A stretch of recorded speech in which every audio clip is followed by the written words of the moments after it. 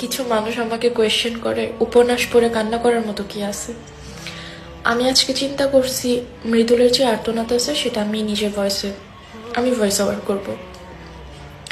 আমি লিখছি ঠিকঠাক মতো, আমি ভয়েস ওভার করবো তাই লিখছি।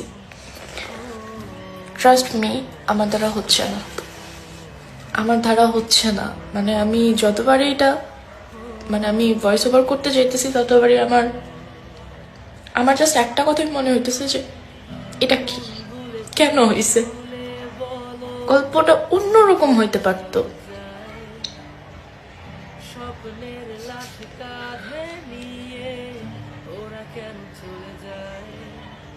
কান্না করার মতো কিছু নেই না, মানে মৃদুলের আর্তনাদ ভাই, এটা যদিও কাল্পনিক একটা চরিত্র, কিন্তু কারোর আবেগের জায়গা থেকে তো সেটা লিখছে।